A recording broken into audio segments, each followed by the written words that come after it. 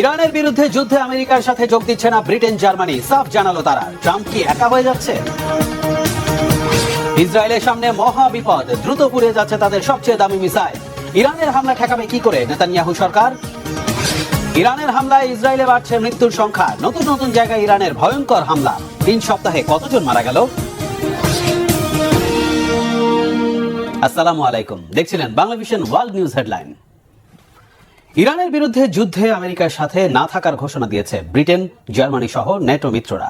Britain ও Germany সাফ জানিয়ে দিয়েছে মধ্যপ্রাচ্য জুড়ে ছড়িয়ে পড়া যুদ্ধে যোগ দেবে না তারা। ইরানের বিরুদ্ধে যুদ্ধ ও হরমুজ প্রণালী সচলে এগিয়ে না আসলে ন্যাটোর ভবিষ্যৎ খুবই খারাপ হবে। ট্রাম্পের এমন হুঁশিয়ারিকে তোয়াক্কা না করেই এই ঘোষণা দিল পশ্চিমারা। ফলে ইরান যুদ্ধে ইসরায়েল ছাড়া আমেরিকার পাশে আপাতত কেউ নেই। এদিকে যুদ্ধের 17তম দিনে প্রথমবার ব্যালিস্টিক মিসাইল সিকজিল ছুড়ে ইসরায়েলের বুকে কাঁপন ধরিয়েছে ইরান। সংযুক্ত আরব আমিরাতের ফুজাইরার বিশাল তেল শিল্প এলাকায় ড্রোন হামলা চালিয়েছে ইরান। এছাড়া ইরানের সমরাস্ত্র আর ড্রোনের ঘাঁটি ধ্বংসের দাবি করেছে যুক্তরাষ্ট্র আর ইসরায়েল। মেহরাব হোসেন খানের ডেস্ক রিপোর্ট।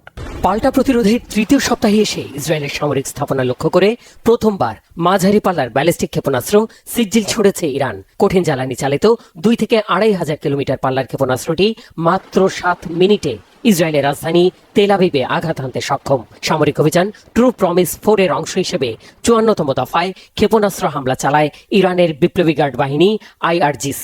2 টন বিস্ফোরক বহনে সক্ষম খোরাম শাহ ছাড়াও খাইবার শেকান, কদর, ইমাদ ক্ষেপণাস্ত্র ছুড়েছে ইরান।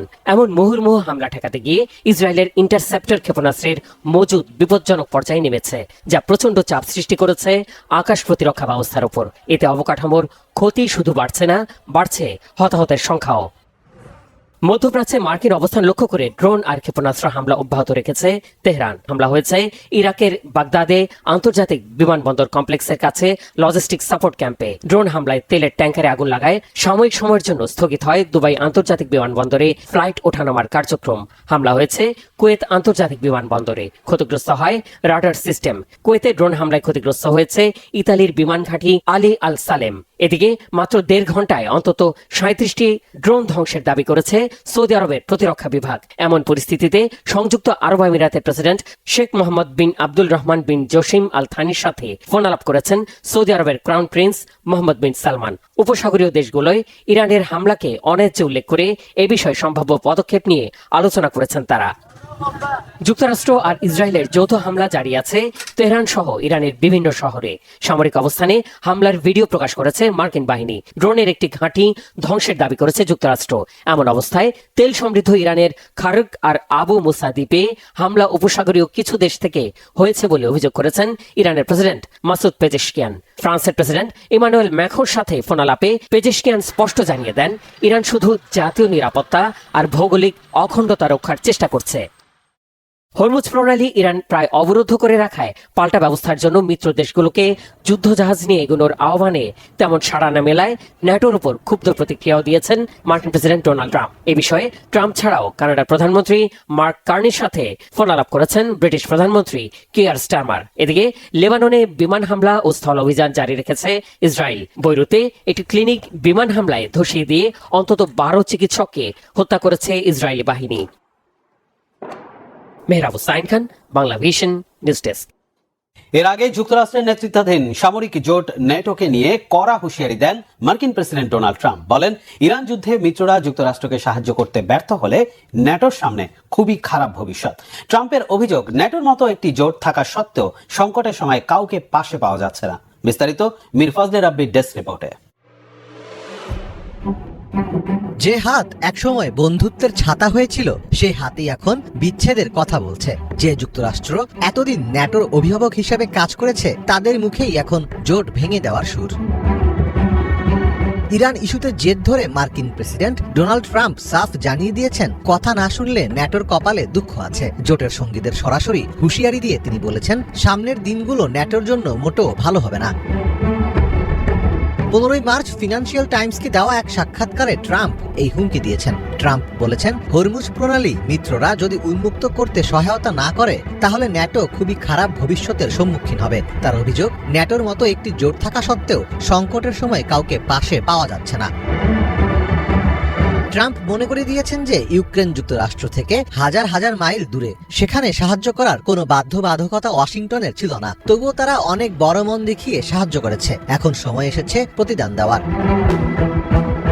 যুক্তরাজ্যের অবস্থান নিয়েও ক্ষোভ প্রকাশ করেছেন মার্কিন প্রেসিডেন্ট। ট্রাম্প বলেন, যুক্তরাজ্যকে হয়তো ১ নম্বর মিত্র এবং সবচেয়ে দীর্ঘদিনের সঙ্গী হিসেবে বিবেচনা করা হতে পারে, কিন্তু বিপদের সময় তাদের পাশে পাওয়া যায়নি।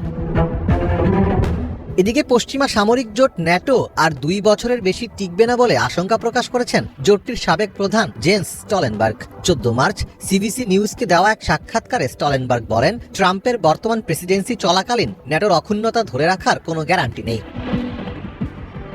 স্টলটেনবার্গ আরও বলেন, মধ্যপ্রাচ্যের গুরুত্বপূর্ণ সংঘাতগুলোতে ন্যাটো কখনোই কোনো বড় ভূমিকা পালন করেনি। তার মতে ন্যাটোকে এই সংঘাতে জড়ানো থেকে বিরত রাখা গুরুত্বপূর্ণ। তবে তিনি উদ্বিগ্ন যে ইরানের সাথে চলমান এই যুদ্ধ রাশিয়ার অর্থনীতিকে লাভবান করবে এবং ইউক্রেন আক্রমণ থেকে বিশ্বের মনোযোগ সরিয়ে দেবে।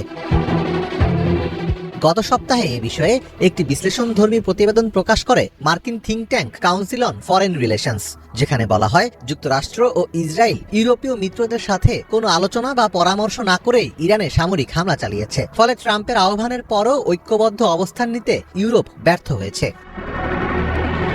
ট্রাম্পের ইরান অভিযানে একদিকে পোল্যান্ড ও জার্মানি সরাসরি সমর্থন দিচ্ছে, অন্যদিকে স্পেন ও ইতালি যুক্তরাষ্ট্রের সমালোচনা করছে। বিশ্লেষকেরা মনে করছেন ট্রাম্পের কঠোর ও একতরফা নীতির কারণেই ন্যাটোর ভেতরে বড় ধরনের ফাটল ধরেছে। ফলে ট্রাম্পের ইউরোপীয় মিত্ররা এখন যুক্তরাষ্ট্র ও ন্যাটোর ওপর নির্ভরতা কমিয়ে নিজেদের সামরিক শক্তি বাড়ানোর দিকেই বেশি নজর দিচ্ছে।